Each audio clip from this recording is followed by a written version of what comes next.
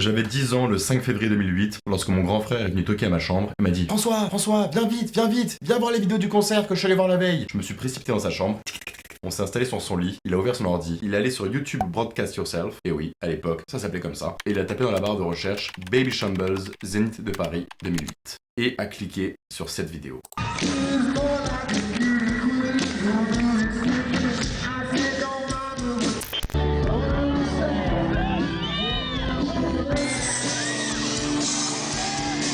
Je crois que je me rappellerai de ce moment toute ma vie. Cette vidéo, les jours, les mois, les années qui ont suivi, j'ai dû la regarder, sans mentir, 10 000 fois. Ma famille, elle en pouvait plus. Ce charisme, ces hautes formes sur sa tête, sa façon de danser, de bouger, ces filles qui hurlent à la mort. Mais bordel, mais qu'est-ce que je viens de voir? Il s'agissait du groupe britannique Baby Shambles, avec son chanteur leader qui n'est autre que Pete Doherty. Pete Doherty. Peter Doherty. Pete Doherty. Pete Doherty, c'est un mec qui a changé ma vie, littéralement. Il fait partie des artistes où lorsque j'ai écouté ses musiques quand j'étais petit, j'ai voulu moi-même en faire en fait. Ce mec, je pense que la plupart d'entre vous le connaissez, de par sa musique, sa poésie, ses célèbres groupes comme les Libertines ou les Baby Shambles, ses frasques, son addiction aux drogues, sa relation tumultueuse avec l'ex-mannequin Kate Moss. Et aussi grâce à cette séquence. Oh, Pete Doherty, si tu me vois, je t'encule, ok? Et pourtant, selon moi, cet artiste a très souvent été très moqué, sous-coté, méprisé, persécuté par les médias. Je vous propose donc aujourd'hui de revenir sur le parcours tumultueux de cet homme qui aura révolutionné le rock anglais, voire européen dans les années 2000, la star internationale Peter Doherty.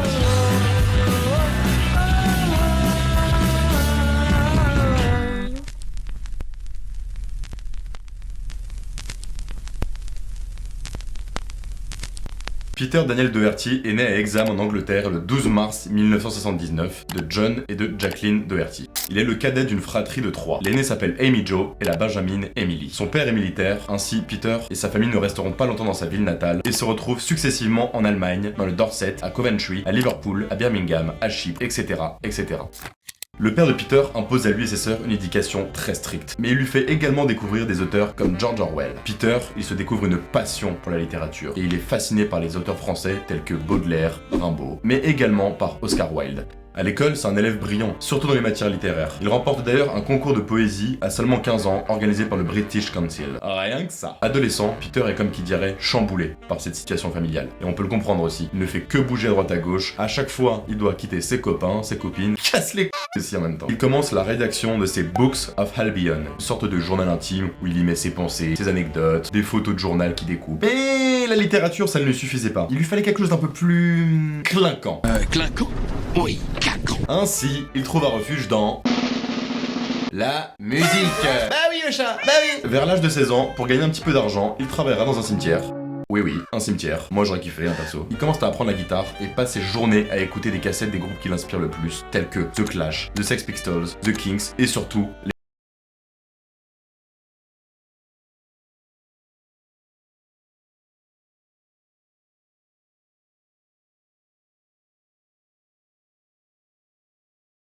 calmement, on t'a dit. That's the first I heard the Smiths and Stone Roses about 15. Yeah, it changed my life. And after that, I used to kind of didn't bother about school then. Just used to go and sit in the cemetery, listen to the Smiths. Il est fasciné, il rêve, il ne vit que pour ces groupes de musique-là. Et lui aussi veut laisser sa trace dans le monde avec sa musique. Il veut hurler au monde ce qu'il ressent, et il ne croit pas si bien dire. Vers la fin des années 90, en 1997 plus précisément, il va faire une rencontre qui va changer sa vie.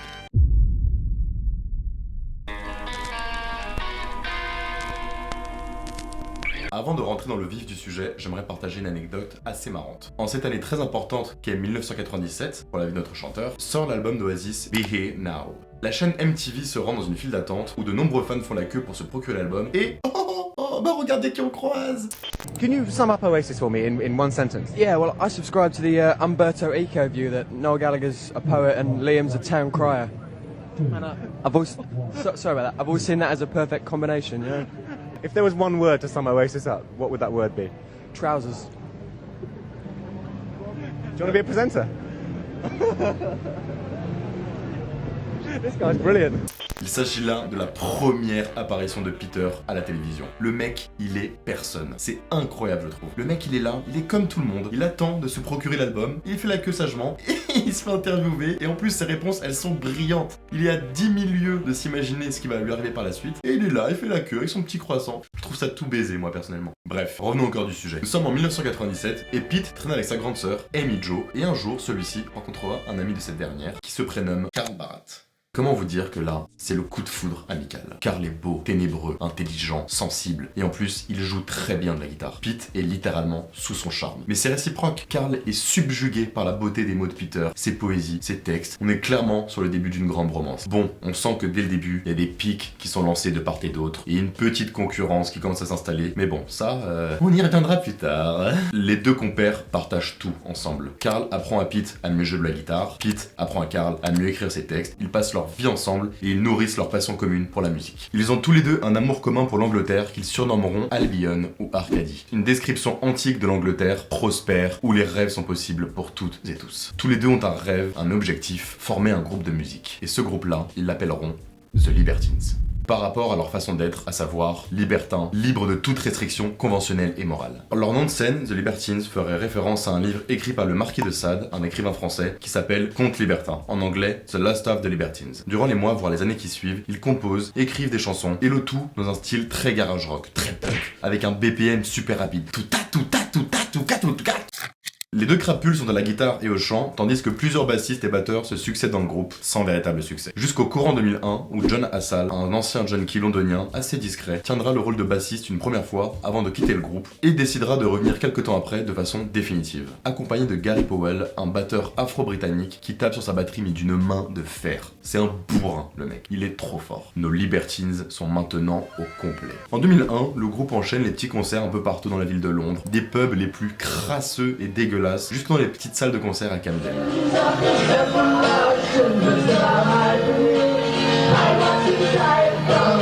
Dans l'ensemble, leurs gigs sont chaotiques. Les guitares sont désaccordées, c'est le bordel. Pete et Carl sont à moitié ivres à chacun de leurs concerts, c'est le dawa.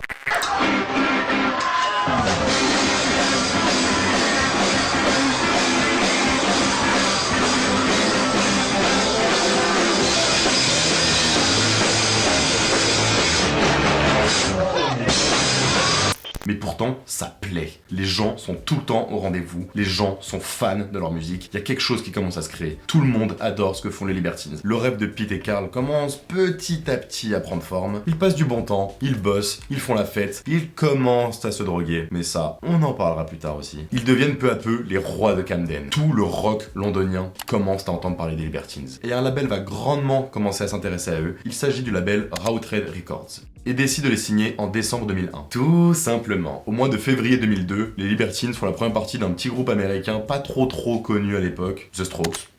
Tout simplement. Le temps de 2 concerts. Et entre nous, les Libertines anglais ne seraient pas un peu une concurrence aux The Strokes américains ? Mais ce n'est qu'après avoir effectué une mini-tournée aux côtés du groupe Vines que The Libertines vont réellement faire parler d'eux. En juin 2002, Bernard Butler, du groupe Suède, leur propose de signer leur premier single, What a Waster.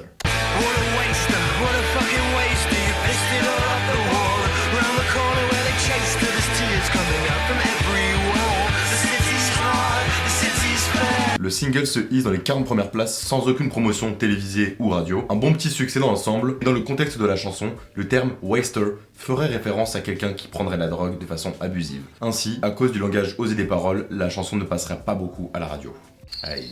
2 mois plus tard, les Libertines rentrent en studio aux côtés de Mick Jones, qui n'est autre que le guitariste des Clash. Rien que ça va, les mecs sont plutôt bien entourés, les sessions d'enregistrement sont chaotiques. Doherty commence de plus en plus sérieusement à se droguer, et là on parle pas de simples gens avec des copains, non, c'est le la coquille, c'est pas un pique-nique. Les deux compères se foutent sur la gueule en permanence, ils s'engueulent, ils se bagarrent, et un jour, du jour au lendemain, ils décident d'abandonner la musique.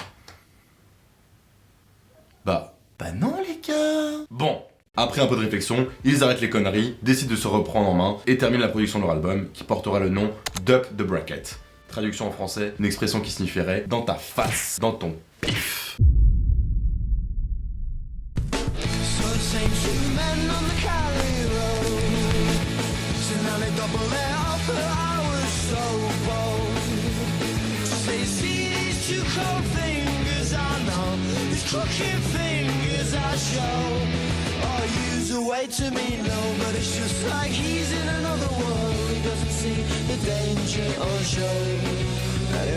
Le premier single qui porte le même nom de l'album, Up the Bracket, celui que vous venez d'écouter, arrive à la 30e place des charts. Au mois de janvier 2003, leur second single, Time for Heroes, atteint la seconde place des charts au Royaume-Uni.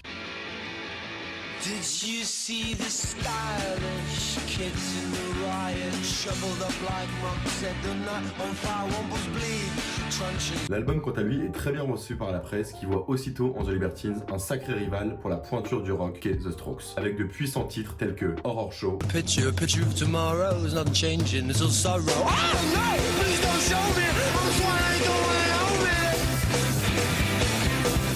go ou encore Vertigo.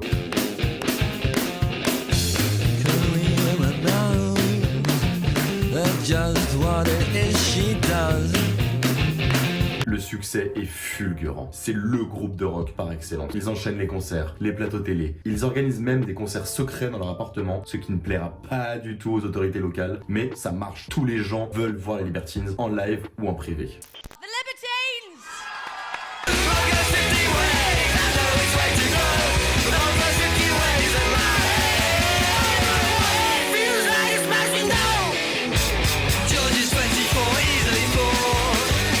Time next week. Ils ont une gigantesque fanbase, ils enchaînent les soirées, les conquêtes. Coucou, c'est ça le rock! Et justement, on parle d'eux comme les précurseurs de la renaissance du rock britannique, voire européen. Le brûlot The Libertines crame tout sur son passage. Un mois plus tard, The Libertines sont élus nouveau meilleur groupe à la cérémonie des NME Awards, l'équivalent des Energy Music Awards chez nous en France. La consécration est totale. The Libertines.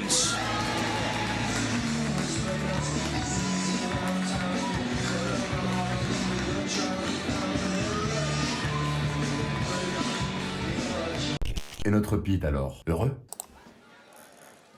You're welcome. Thank you, everybody. Go on, have a word with him. Thank you very much.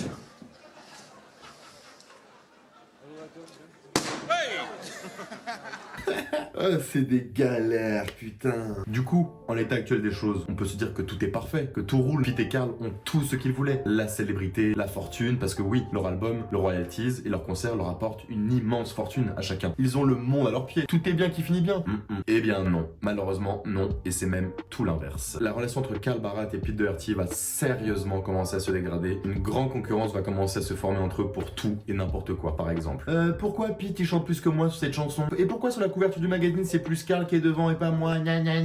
Quant aux deux autres membres du groupe, à savoir John et Gary, si cela leur pose le moindre problème, en tout cas, ils n'en montrent rien. Non, en réalité, le véritable problème, c'est Pete et la drogue. Celui-ci est devenu véritablement accro au crack et cela commence à devenir totalement ingérable. Au mois de juin 2003, le groupe décide d'écarter Peter de la tournée européenne qui se jouera donc sans lui. C'est un véritable coup de massue pour notre chanteur qui verra ça comme une trahison, un coup de poignard dans le cœur et qui vivra très très mal cette situation. Il décide néanmoins de se reprendre en main et part en cure de désintoxication.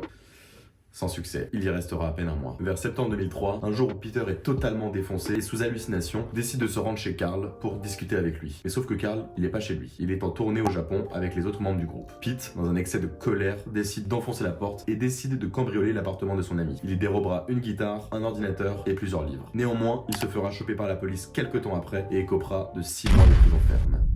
The prison's not good for anyone, is it? It's hell. It's boring, isn't it? Just locked up 23 hours a day. Sat there smoking roll-ups, fucking... The bloke in the bunk below you is fucking getting his knob up saying, is this normal? Hiding potatoes. Yeah. Hiding potatoes, fucking... En apprenant la nouvelle à l'autre bout du monde, Carl est dévasté. Il culpabilise énormément et se dit « Putain, c'est de ma faute. C'est à cause de moi si mon ami est en prison. J'aurais pas dû l'évincer la tournée. » C'est un véritable couple en fait. C'est un couple à une relation très toxique. Pete ne fera que 2 mois de prison sur 6 pour bonne conduite et à sa sortie de prison, Carl l'attendra ému aux larmes. Les deux compères se serreront très fort dans les bras. C'est fini, tu vas voir. On va vivre de notre musique. Ça va être trop bien. Que des belles promesses. Et c'est sincère. Les deux veulent vraiment reprendre tout de A à Z. Un couple, comme je vous ai dit. Le soir même, ils donneront un petit concert surprise dans un pub à Londres et feront la fête jusqu'au petit matin. Pete promet de se soigner et d'arrêter les drogues définitivement et que tout redeviendra comme avant. Si seulement. En fin d'année 2003, Barat et Doherty se rendent chez leur manager Alan McGee dans son petit cottage au Pays de Galles afin de composer des nouvelles chansons. C'est un endroit assez bucolique et parfait pour écrire, selon le manager. Alan McGee raconte: Je suis parti me coucher, les laissant ensemble en train d'écouter Down the Back in Anger d'Oasis sur la chaîne stéréo en finissant une bouteille de whisky. Le lendemain matin, à 9h45, j'étais assis dans le salon, au téléphone avec mon bureau, quand Carl est entré. Pendant 5 secondes, j'ai cru qu'il portait un masque d'Halloween pour me faire une blague. Et puis, tout à coup, j'ai réalisé que ce n'était pas un masque, mais son visage, couvert de sang séché, et pire, l'un de ses yeux sortait de son orbite. Que s'est-il passé? La veille, Pete et Carl se sont disputés à propos d'une fille. Ils se sont dit des choses horribles. Après des années d'amitié, chacun sait exactement avec quel mot blesser l'autre. Avant de retourner dans sa chambre pour se coucher, Carl s'est tapé la tête contre le lavabo en marbre 20 ou 30 fois. Waouh. Afin d'éviter un nouveau drame à l'avenir, lorsque les Libertines entrent en studio pour enregistrer leur deuxième album, Alan McGee a engagé un garde du corps pour éviter qu'il y ait des rixes entre les deux lorsqu'ils se bagarrent. Il raconte à nouveau: Chaque fois qu'une dispute éclatait, chacun des gardes du corps saisissait son libertine et le portait de l'autre côté de la pièce. Les pieds de Pete et de Carl remuaient dans les airs en essayant de frapper l'autre. Vous l'aurez compris, l'enregistrement du second album est aussi chaotique que le premier, si ce n'est pire. Le passage en prison de Doherty n'aura rien changé malheureusement. Fin août 2004, leur deuxième album, portant le nom de The Libertines, tout simplement, voit le jour. Enregistré presque en live avec très peu de prises. Ce CD autobiographique nous transporte vraiment dans l'univers de Pete et de Carl. Leur amitié profonde, leur amour pour l'Angleterre, leur relation toxique, les excès de drogue dans leur amitié. C'est vraiment un album très intime, si on peut dire.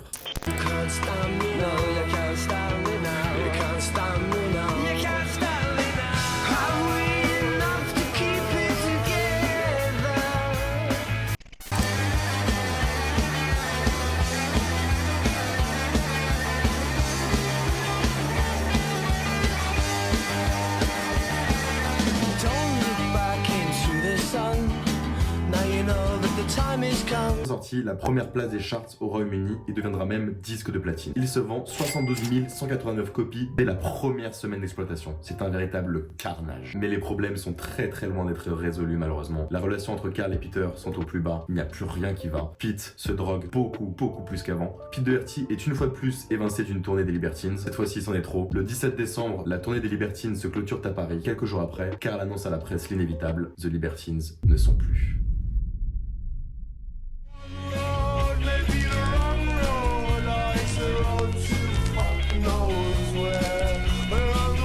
Peu de temps avant la séparation définitive des Libertines, lorsque Pete était en froid avec Barat, il a fondé un projet solo appelé Baby Shambles. Lors de la séparation définitive du groupe, Pete se consacrera entièrement à ce nouveau projet. Baby Shambles gardera toujours ce côté un peu punk, garage qu'avaient les Libertines, mais la direction artistique se dirigera vers quelque chose un peu plus mélodieux, un peu plus de ballade. On notera aussi que Peter troquera ses blousons en cuir et ses pantalons déchirés contre des vestes de costume, des pantalons plus soignés, un style plus apprêté, toute la panoplie du dandy moderne.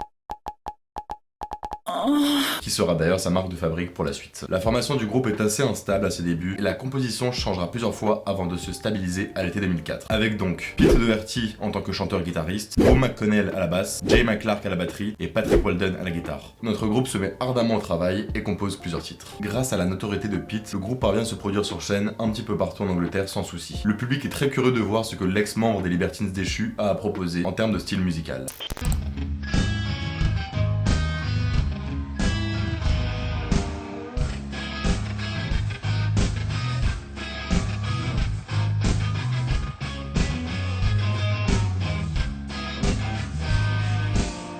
En janvier 2005, Jay McClark, qui ne supporte plus de voir Pete s'autodétruire à cause de la drogue, décide de quitter le groupe et est donc remplacé par Adam Fisek. Parce que oui, inutile de le rappeler, mais l'histoire d'amour qu'il y a entre Pete et la drogue est une histoire qui malheureusement est très loin de se terminer. C'est aussi durant ce mois de janvier 2005 qu'un événement va bouleverser la vie de notre rocker, sa rencontre avec la célèbre top modèle Kate Moss.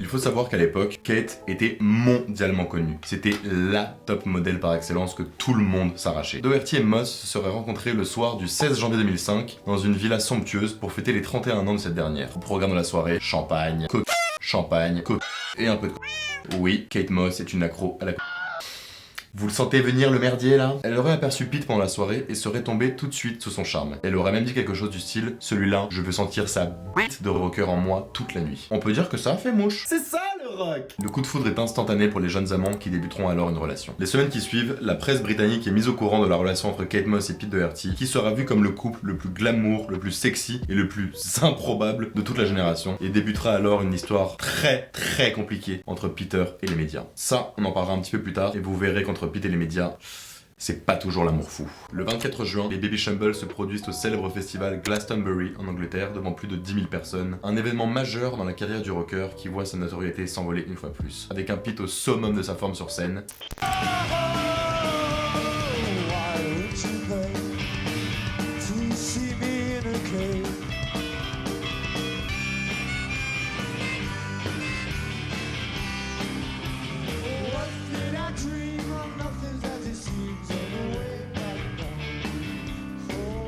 Et en coulisses, ou pas. What was the highlight of your performance for you?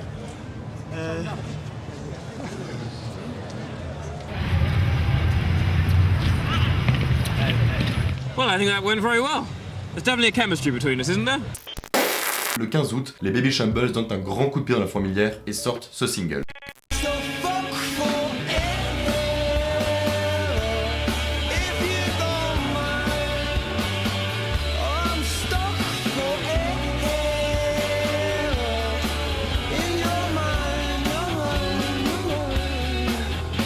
Fuck Forever atteint la 4ème place des charts au Royaume-Uni. Un franc succès. Cette chanson est et deviendra le plus gros hit du groupe jusqu'à aujourd'hui. C'est un véritable hymne. D'ailleurs, à la fin de chaque concert, ils la joueront en dernier. Peter nous dit pas mal de choses dans cette chanson. Il impose clairement sa vision des choses, impose sa révolte contre le système qui l'oppresse, sa relation très tumultueuse avec les drogues et les médias qui disent que de la merde sur lui. À la fin de la chanson, il écrit They'll never play this on the radio. Ça n'a failli pas louper puisque la chanson a failli être censurée. Produit par Mick Jones, l'ex-membre des Clash, et le même producteur que pour les Libertines, rappelez-vous. Le premier album du groupe, Down in Albion, sort le 14 novembre 2005. Mais qu'est-ce que... Non, je suis pas du tout fan de Pete Doherty, je vois pas de quoi vous voulez dire. Bref, Down in Albion sort et les critiques sont... mitigées. Ça ne prend pas beaucoup et les critiques qualifient l'album de lazy. L'album est un peu foutoir, c'est le bordel quoi, malgré de très belles chansons comme Albion. Down in Albion, they're black and blue, but we don't talk about that. La Belle et la Bête, qui contient la voix de Kate Moss.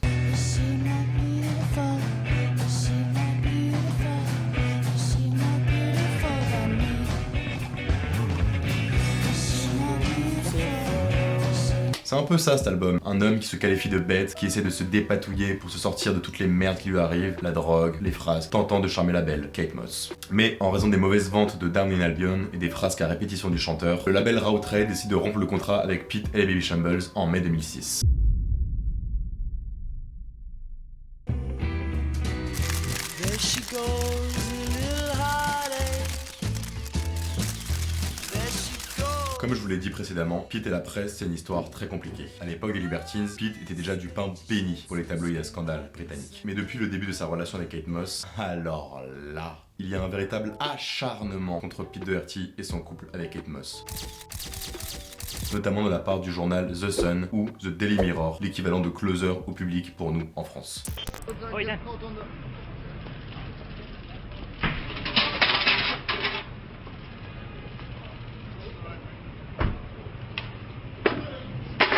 Got it.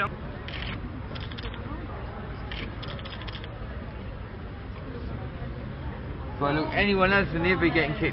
Nous sommes entre 2006 et 2007, et à l'époque, il n'y avait pas encore l'importance des réseaux sociaux qu'on peut trouver aujourd'hui, et encore moins des smartphones aussi performants, capables de prendre des photos, des vidéos à n'importe quel moment. Non, les seules personnes qui pouvaient vraiment traquer les célébrités, c'était les paparazzis. Je prends comme exemple Britney Spears ou Lindsay Lohan, qui à la même époque aux États-Unis ont subi un acharnement médiatique. Ici, nous avons un Peter Doherty au summum de sa gloire, c'est le rocker numéro 1, et il est en couple avec Kate Moss, qui pareil est la top modèle numéro 1. Aux yeux de la presse people, ça représente un paquet de fric à se faire. Et malheureusement ça, Pete, il l'a bien compris. Plus il fera parler de lui, et plus ça va vendre. La consommation de drogue de Pete est très importante à l'époque. Et la drogue, ça coûte cher. Très cher. Et les royalties et les concerts ne suffiront pas à payer sa cam. Il va donc poursuivre dans ce chemin de bad boy, rocker trash. Il va même créer ses propres scandales. Comme se laisser photographier en train de consommer du les Il va même jusqu'à faire croire aux tabloïds que lui et Kate vont se marier. Mais ça fait vendre, ça rapporte beaucoup d'argent, mais derrière, la presse le crucifiera sur la voie publique et le qualifiera de sale junkie, de bon à rien, de tocard, tout ce que vous voulez. Plus le scandale est gros, et plus ça rapporte. C'est aussi simple que ça. D'un côté, tout le monde est gagnant dans l'histoire. La presse a ses titres, et Pete a son argent. En parallèle, en août 2006, Baby Shambles signe le label Parlophone pour la sortie d'un EP de 5 titres qui s'appellera The Landing.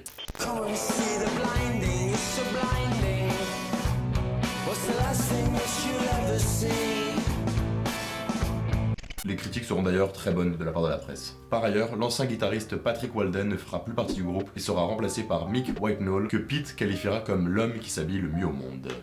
Malheureusement, le train infernal est déjà lancé à toute allure et il est impossible d'en descendre. Pete ne fait plus parler de lui pour sa musique ou son art, mais pour ses frasques et ses scandales à répétition. Il commence également à prendre la fâcheuse habitude de se pointer une fois sur deux à ses concerts, ou avec des heures et des heures de retard. Et ça, jusqu'en 2014.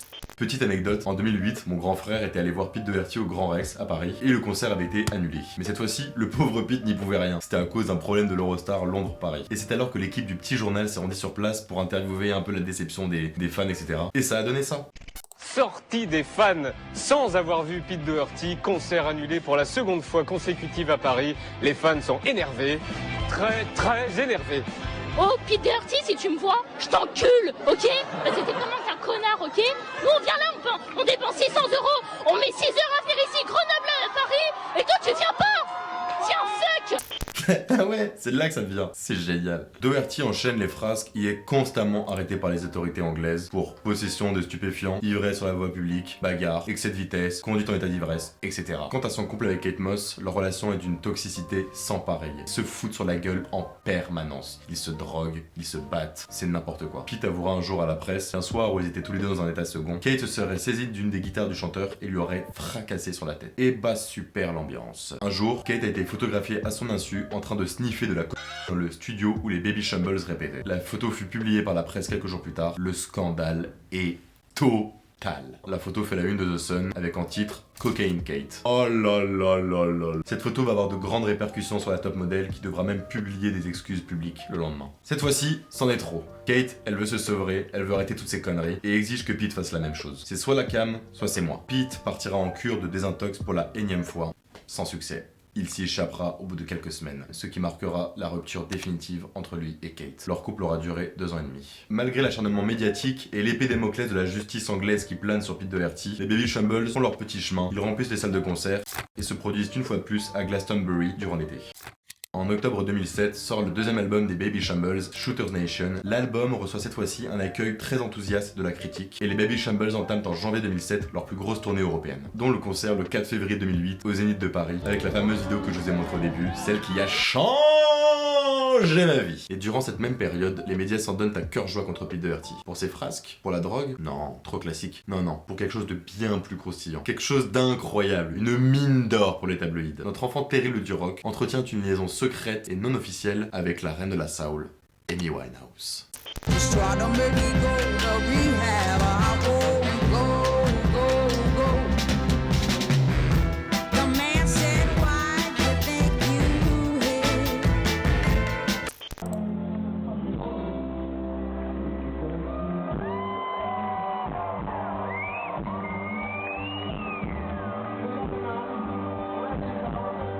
Les paparazzis sont aux anges. 2 stars internationales ensemble, et qui plus est, tous les deux accros aux drogues dures. Vous sentez le bon filon de scandale toxique qu'il y a à se faire là? Les 2 stars seront traquées tout le temps. C'est un véritable enfer. Quoi qu'ils vont faire, ils seront suivis par les paparazzis. Il y a de quoi péter un plomb. Personnellement, je l'ai très mal vécu. Bah non, j'ai jamais été une star, ça m'est jamais arrivé, qu'est-ce que je raconte? Hey, Zorro!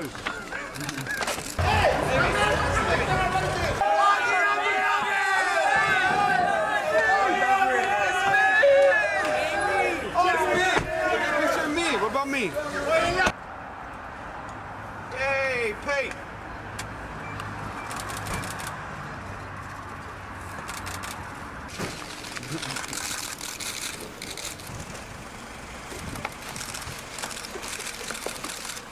En avril 2008, cette fois ça y est, Pete est condamné à 14 semaines de prison, mais heureusement on n'en fera que 6. Et il sera libéré le 6 mai de la même année.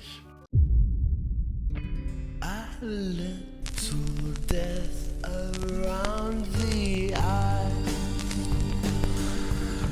En 2009, suite à une décision de justice, Pete Doherty est interdit de séjour à Londres. Il partage désormais son temps entre Paris, où il dit composer ses meilleures chansons, et sa maison de campagne située à Marlborough, dans le Wiltshire, en Angleterre. Inspirational effect on me. I've always write while I'm here, you know? Some of the best songs I've written in Paris. So. Le succès des Baby Shambles bat son plein un peu partout en Europe et notre Peter approche de la trentaine. Il se dit alors, ne serait-il pas temps de s'assagir, de se reprendre un peu en main? In a way, it's definitely a new era, a new way of doing things, you know? Like, I'm here today, punctual, on time, doing interviews, doing promotion. We all change, you know, as we get older. And we all, I suppose in a way you can adopt different disguises, but this isn't a disguise, no, this is quite natural and it's me, yeah. Doherty semble ne plus prendre de drogue dure et par miracle, il n'apparaît plus dans les tabloïds. Pete se consacre à son premier album solo, Grace Wasteland, qui sortira le 16 mars 2009, précédé d'une semaine par le magnifique single The Last of English Roses. You did look dapper in your mother's old green scout, famous auntie, Arthur's trousers on. You were slapped by that slapper, now we all laugh. L'album est un carton, il est acclamé par la critique, un album entièrement acoustique aux influences jazz folk. Les Inrecuptibles se réjouissent d'une belle surprise artistique. Selon eux, c'est l'album le plus touchant, le plus abouti depuis le second des Libertines. All kinds of memories in there, like good times and bad times, and times of youthful exuberance, and cold dawns or warm evenings.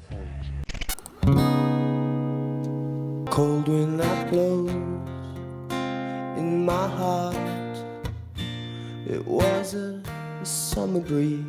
Dans cet album, on sent clairement un tournant dans la carrière du chanteur. Ses chansons ne font plus de référence aux drogues dures et sa relation tumultueuse avec les tabloïds, mais traitent des sujets comme l'amour, la littérature, la poésie. Flames up here, so hello me. I stand before her amazed as she dances under. And I want you to.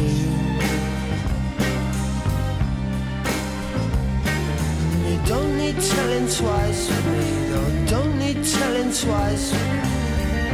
Tout est bien qui finit bien alors pour notre prince du rock anglais. Nope. Peter semble avoir malheureusement rechuté dans les roues. Il a été arrêté une fois en Suisse en train de se shooter dans un avion, puis la deuxième fois à Londres en état d'ivresse. Le 30 novembre 2009, en pleine tournée de son album solo, Peter Doherty provoque un tollé lors du festival de rock à Munich en Allemagne. Il commence à entamer Deutschland, Deutschland, über alles, les premiers mots de l'hymne national allemand, généralement utilisés par les nazis à l'époque de la Seconde Guerre mondiale. Peter est hué par le public, puis expulsé de la scène par les organisateurs.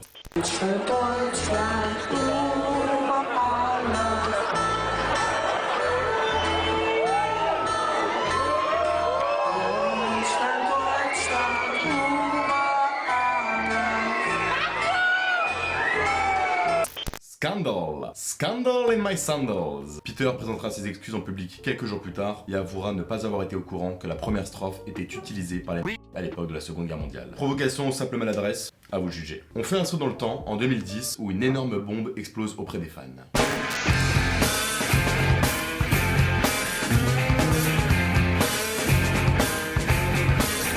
There's a campaign of hate that's waiting at the school. Nos putains de Libertines sont de retour. Les fans sont hystériques, c'est la folie. Je crois que vous vous rendez pas compte l'impact qu'avaient les Libertines auprès des fans, auprès de la pop culture, de l'industrie musicale. Comme je vous l'ai dit plus tôt, c'était des stars. Peter Doherty en solo, c'est magnifique, c'est génial, c'est brillant. Les Baby Shambles, ouais, c'est cool, c'est punk, c'est rock, ça envoie. Mais alors, les Libertines, oh là là, ils sont de retour, mais alors du coup quoi? Un nouvel album, une nouvelle tournée, des nouveaux... Attendez, calmons-nous, une seconde. Malheureusement, il n'y a rien de tout ça. La relation entre Carl et Pete semble apaisée, certes, mais on sent qu'il y a quand même beaucoup de tensions du passé, des cicatrices qui ne se sont encore pas refermées. C'est trop tôt pour ça. Apparemment, il s'agirait d'une reformation uniquement pour 3 concerts. 2 concerts, test, si on peut dire, au MHV Forum le 24 et le 25 août à Londres, et surtout au Reading Festival le 27 août 2010. Lors du premier concert des Libertines, le MHV Forum est plein à craquer. Les fans de la première heure sont au premier rang, avec quelques années en plus dans la gueule, naturellement. Certains sont habillés avec la même veste militaire rouge que portaient les 4 Libertines durant leurs grandes époques. Les nouveaux fans curieux sont aussi au rendez-vous, impatients de voir le spectacle que leurs anciens leur ont promis. Il est 21h, les lumières s'éteignent, les Libertines entrent sur scène et entament les premières notes du brûlant Horror Show.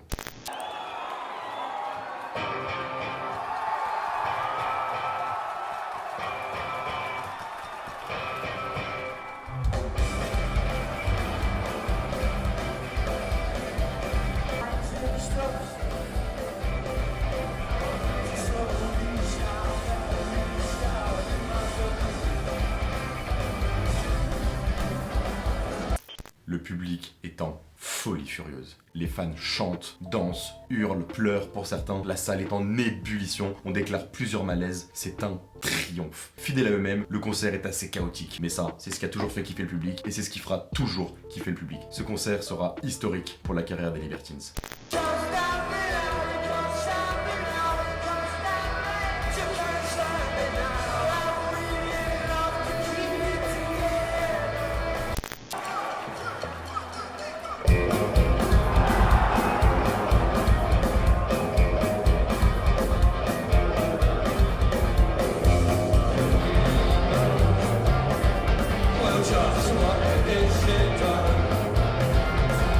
Même rituel pour le concert du lendemain au MHV et surtout à Reading Festival où ils donneront une performance hors norme devant plus de 20 000 personnes.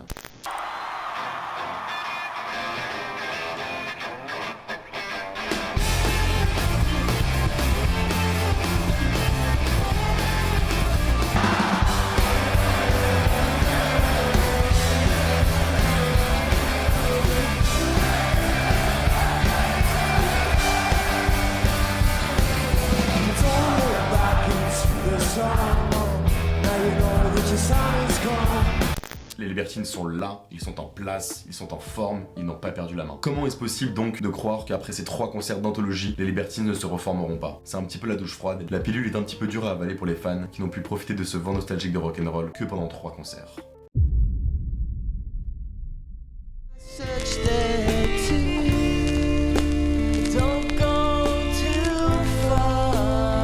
De 2010 à 2013, Pete mène sa vie et enchaîne les projets. Il entrera en collaboration avec la célèbre marque The Couples et lancera sa propre collection.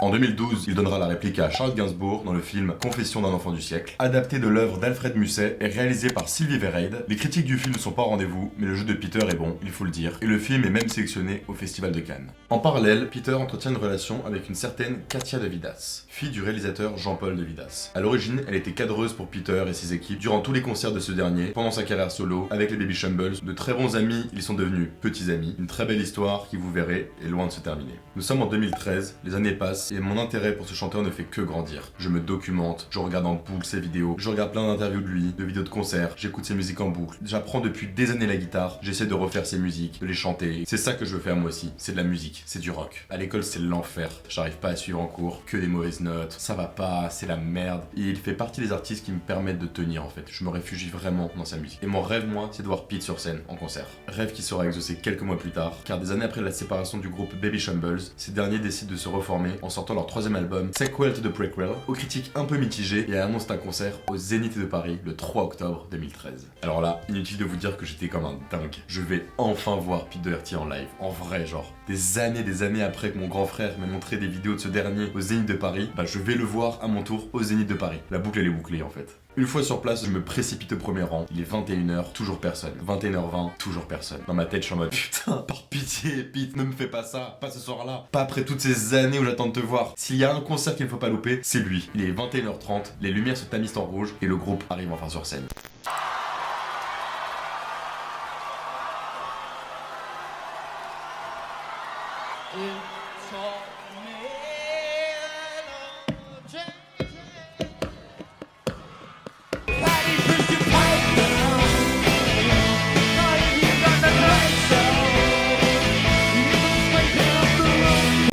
En vrai, je suis sous le choc. Dans mon esprit d'adolescent de 16 ans, je pète un câble. Je réalise pas. Genre, il est là, il est devant moi, son chapeau, son costume. Ça peut paraître too much, hein. J'ai l'air vraiment d'une énorme groupie. Oui, je l'avoue, j'étais une groupie. J'étais waouh! J'ai pas de mots en fait pour décrire ça, genre. Lui et les Baby Shambles enchaîneront tous leurs titres, du fameux Delivery, Albion, et bien sûr, ils finiront sur le majestueux Fuck Forever. C'était trop bien. Je me rappelle comme si c'était hier.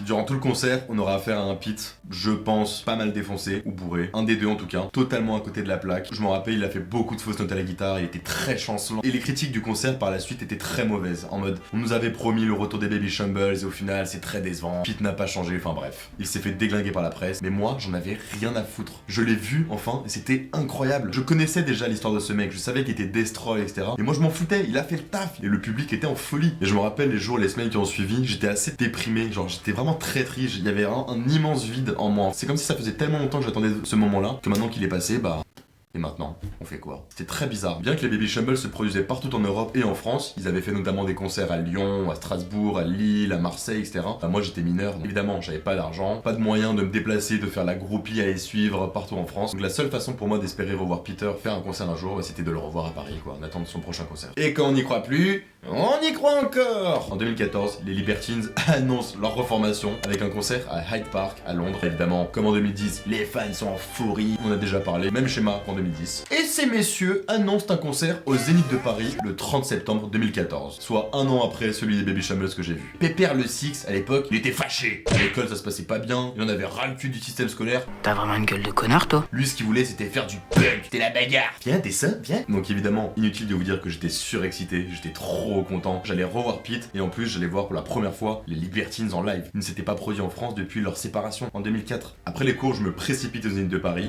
J'arrive sur place, je me fous au premier rang comme d'hab. Je me rappelle, je m'étais bu 2-3 pintes. À 17 ans, 2-3 pintes, j'étais déjà un peu pompette. Il y avait plein de fans, je me rappelle, avec pareil les vestes militaires. Pète d'ambiance au Zénith qui était complet, sold out. Il est 21h et les rocks du rock anglais arrivent. Pile à l'heure.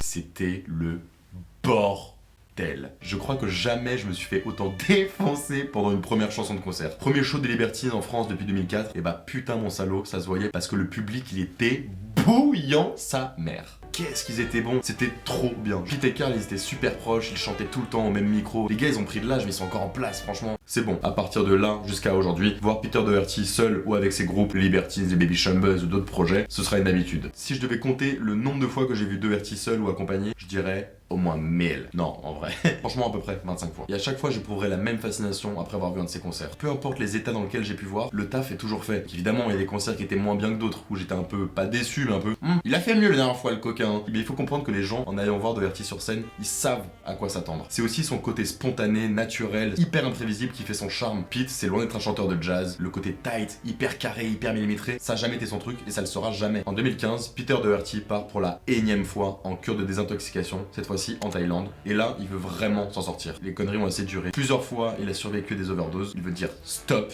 une bonne fois pour toutes, aux drogues. Et pour le coup, ça a l'air de plutôt bien marcher cette fois-ci, en espérant que ça dure. 3 autres membres de The Libertines partent le rejoindre et ils décident d'enregistrer en studio là-bas, sur place, leur 3e album intitulé Anthems for Doomed Youth. L'album est bon dans l'ensemble, avec des bons titres comme Gunga Din, Heart of the Matter.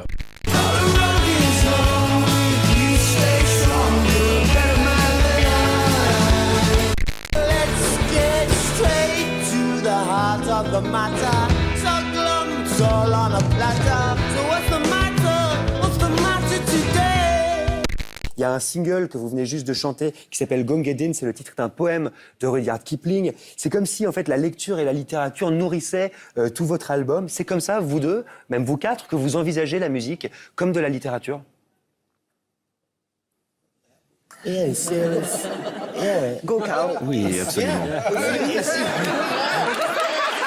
Et les critiques en soi, elles sont plutôt bonnes, ils ont signé un bon retour. Mais personnellement, et je pense que beaucoup de fans ont eu cette même impression, il manquait un peu ce côté spontané, hyper destroy qu'ils avaient dans les années 2000 quoi. Donc je sais pas, très bon album, il y a des chansons que j'aime beaucoup là-dedans, mais ça manque d'un truc. Quoi qu'il en soit, nos Libertines sont bel et bien reformés, et cette fois-ci pour de bon, et enchaîneront les concerts jusqu'en 2020. Covid. Après, ils reviendront évidemment jusqu'à aujourd'hui, ils sont là, ils sont en place, et ils bougent plus. Chacun de leur passage à Paris, j'étais au rendez-vous évidemment. On arrive au 13 novembre 2015, inutile de vous rappeler ce qui s'est passé ce jour-là. La France a subi une vague d'attentats qui fera 130 morts au total, dont 90 dans la salle de concert à Paris, le Bataclan. Comme tout le monde évidemment, j'étais très profondément meurtri par ce qui s'est passé. C'était horrible. Et la direction de la salle du Bataclan a annoncé, peu de temps après les attentats, qu'ils réouvrirait un an après. Ça a fait grandement débat, je sais pas si vous vous rappelez. C'était divisé en deux catégories. D'un côté, oui mais c'est pas possible, on peut pas réouvrir une salle de concert où il y a eu 90 morts, ce serait totalement morbide, glauque. Et de l'autre, oui mais d'un côté si on la ferme définitivement, et bah ça veut dire que les terroristes ont gagné, etc. Bref, au final, la réouverture du Bataclan est prévue pour novembre 2016, soit quasiment un an jour pour jour après les attentats. Et à votre avis, qui est choisi pour inaugurer la salle? Peter Doherty. Pour 2 concerts, le 16 et le 17 novembre. Quand j'ai appris la nouvelle, évidemment, j'ai sauté sur la billetterie et pris ma place. Et j'étais très ému en fait. J'ai vraiment vu ça comme un signe. Ça lui va tellement bien que ce soit lui qui ouvre cette salle, lui qui a un amour hyper profond pour la France. Bon, au final, final, à la dernière minute, ce sera le chanteur Sting qui sera choisi pour ouvrir la salle la veille du concert de Pete Doherty. Mais pour moi, non, c'est Pete Doherty qui aura ouvert la salle. Et péta. Le 16 novembre au matin, je me réveille et par réflexe, je pars acheter un drapeau tricolore où je marque dessus au marqueur Fuck Forever Terrorism. Et je sais pas, dans ma tête, je me dis, c'est trop fort comme symbole, c'est un super bel hommage. Je compte lui jeter sur scène en plein concert comme ça.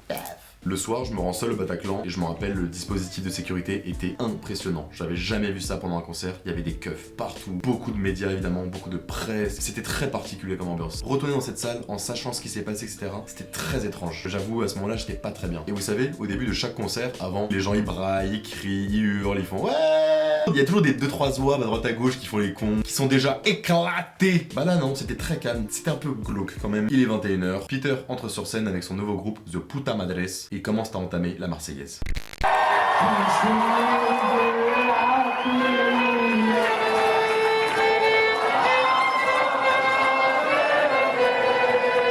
Pete sera notamment accompagné de sa compagne, Katia, qui sera au clavier, et du bassiste des Baby Shambles, Drew McConnell. Par la suite, Peter enchaînera tous ses grands classiques confondus, ainsi que des nouvelles chansons. À un moment, le groupe commence à entamer la chanson You're My Waterloo, tirée du dernier album des Libertines, quand tout à coup, Carl Barat entre sur scène.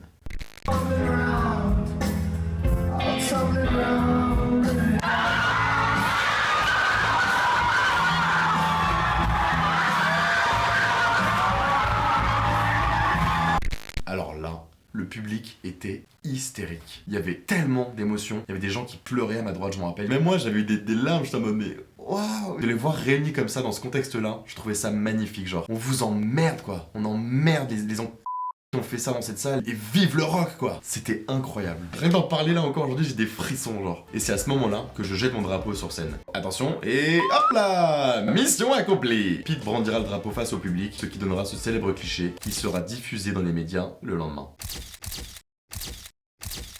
J'étais tellement fier. Mon drapeau, mon écriture dégueulasse là, en couverture de tous les médias, en mode Fuck Forever, Terrorism, Bataclan, enfin, ça peut paraître excessif, mais en mode j'étais trop fier, trop d'art quoi. Le concert est magnifique. Le public il est en ébullition, bordel, j'étais trempé. Et à la fin, évidemment, Pete terminera le concert par Fuck Forever.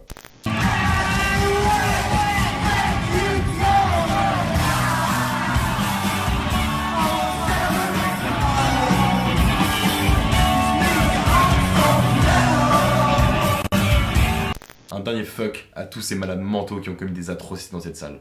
Faisons un saut dans le temps à nouveau. Nous sommes entre novembre et décembre 2019, lorsque Pete, âgé de 40 ans maintenant, sera arrêté 2 fois par la police en 72 heures. La première fois, il est arrêté dans le quartier de Pigalle en possession de et fera plus de 24 heures de garde à vue. Et après sa libération, il a été arrêté une seconde fois dans le quartier de Saint-Germain, dans le 6e arrondissement, pour ivresse et bagarre sur la voie publique. Il fera plus de 48 heures de garde à vue et sera condamné à payer 5 000 € d'amende, et il écopera aussi de la prison avec sursis. C'était 6 mois, je crois. Cette fois-ci, il serait peut-être temps d'arrêter les frais. Peter se bat depuis des années avec acharnement contre son addiction aux drogues, et cette menace de nouvelle incarcération qui plane au-dessus de sa tête est sûrement la sonnette d'alarme de plus qu'il fallait à notre chanteur pour mettre un terme définitif à cette saloperie d'addiction qu'il a aux drogues.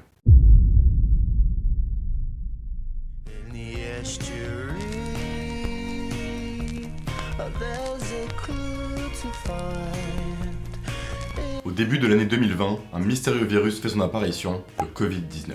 Bon, je vais pas vous expliquer ce qui s'est passé, on est tous au courant, c'était le confinement, tout était bouclé, le monde est parti en couille. Notre cher Peter est désormais domicilié dans la petite ville d'Étretat, en Normandie, avec sa compagne Katia, où il passera tout le premier confinement là-bas. Et une chose est sûre, c'est que cela ne pouvait pas mieux tomber. Bon, je préfère vous prévenir, à partir de maintenant, je ne suis pas sûr à 100% de ce que je vais avancer, je me suis vraiment basé sur des témoignages, des interviews de Pete au cours de ces 2 dernières années. Mais si j'ai bien compris, le fait que le monde soit à l'arrêt pendant le confinement, ça aurait vraiment permis à Pete de se sevrer une bonne fois pour toutes de son addiction aux drogues. J'imagine qu'il n'avait pas la possibilité de s'en procurer pendant le confinement, je sais pas. Mais il l'a confirmé à maintes et maintes reprises en interview. Aujourd'hui, Peter est clean. At the moment, I'm quite clean. I stopped taking heroin, I stopped taking ketamine. Et il aurait affirmé s'être débarrassé de toutes ses addictions contre une autre. Bon, si c'est que ça va. On retrouve un Peter en interview qui semble être beaucoup plus apaisé, beaucoup plus serein, et ça fait vraiment plaisir à voir. Le 30 août 2021, Peter et sa compagne Katia se marient à Étretat en Normandie, et auront même une petite fille le 4 juin 2023, un peu plus d'1 an et demi après, qui se prénomme Billy May. Bien qu'évidemment, moi je connais pas grand chose de leur histoire, je me suis juste un petit peu informé sur les réseaux, sur internet, etc. Mais moi je la trouve vraiment belle, parce que de simples amis, et aujourd'hui ils sont mariés. D'ailleurs, Katia a réalisé et sorti il y a pas longtemps un documentaire intitulé Stranger in My Home Skin. Jacqueline, avec plein d'images qui ont été filmées par cette dernière au cours de ces 15 dernières années où elle le suivait partout. Ce documentaire retrace une partie de la carrière du chanteur et sa lutte contre son addiction aux drogues. Allez le voir si vous le pouvez, il est vraiment très intéressant et vaut clairement le détour. Et franchement, pareil, attention, ce n'est que spéculation, on peut vraiment penser que c'est grâce à sa femme, Katia, que Pete aujourd'hui a pu sortir la tête définitivement de l'eau et vaincre son addiction aux drogues. Mais il y a une autre personne aussi qui est rentrée en jeu apparemment, un certain Frédéric Lo, un musicien français avec qui Peter a composé son dernier album solo sorti le 18 mars 2022, intitulé The Fantasy Life of Poetry Crime. Bells they chime in time to a vicious slow wine. Epidemiology. Little pink Enzo, little blue benzos, hip hop, bebop. Cet album est un immense succès auprès des critiques et du public et qui signera le retour d'un nouveau Pete, clean, en paix avec lui-même, loin de tous ses démons du passé et un très très bon et grand poète. Frédéric Lo a composé toutes les musiques et Peter les textes. Il s'agit vraiment de l'album de la rédemption, si on peut dire. Personnellement, évidemment, je l'ai écouté, je le trouve très très beau. C'était pas mon préféré, mais on sent clairement, ne serait-ce que dans la voix et dans l'interprétation de Peter, qu'il y a ce côté vraiment apaisé, serein, très doux, très mélodieux. Bien qu'aujourd'hui Peter soit clean, ce dernier a quand même témoigné qu'il faudra quand même du temps pour se reconstruire psychologiquement. Son corps est très abîmé, sa santé aussi, et franchement, entre nous, lui-même l'a avoué d'ailleurs, c'est quand même un miracle qu'il soit encore en vie aujourd'hui. Là on est presque proche du présent, en octobre 2024, The Libertines ont annoncé leur 4e album prévu pour mars 2024 avec ce premier single.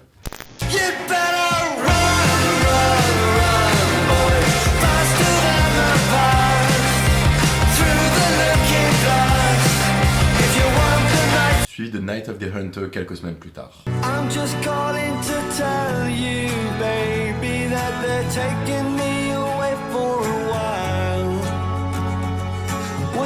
Je les ai saignés. Run, run, run, je l'ai poncé déjà. J'aime tellement l'énergie. On sent vraiment ce côté Libertines à l'ancienne qui tape et tout. Et avec ce Night of the Hunter, ce côté un peu plus mélodieux, à l'anglaise, un peu plus mystérieux. Franchement, j'ai trop hâte de la sortie de cet album qui, à mon avis, va être très très bon. Les Libertines, c'est des tontons maintenant. Les mecs sont âgés, ont pris de l'expérience, c'est carré. Les rancœurs entre Pete et Carl sont bien loin derrière eux. En tout cas, c'est ce qu'ils laissent paraître en interview et en live. Tout a l'air de bien fonctionner. Donc franchement, à ce rythme-là, je pense qu'ils ont encore une très très belle carrière devant eux. Ainsi que pour Peter, naturellement. D'ailleurs, à propos, ils repassent à Paris le 29 février dans le cadre des Rock Festival. Donc si vous me cherchez, vous savez où me trouver, je serai au premier rang, comme d'hab. J'ai trop hâte encore, ça va être trop bien. Je parle trop comme si j'avais 3 millions d'abonnés, tu sais.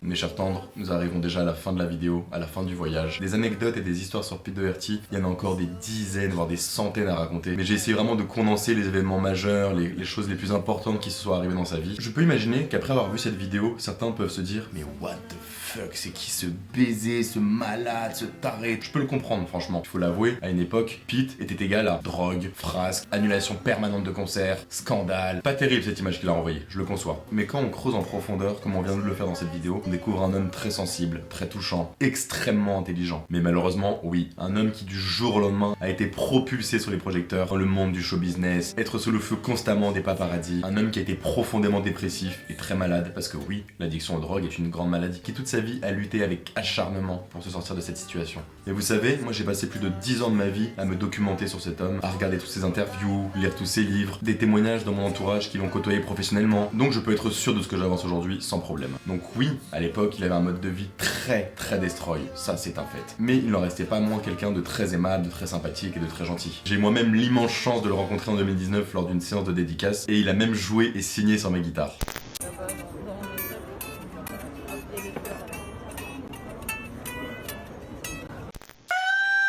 La voilà la fameuse guitare qui depuis tout à l'heure est en fond derrière, c'est elle.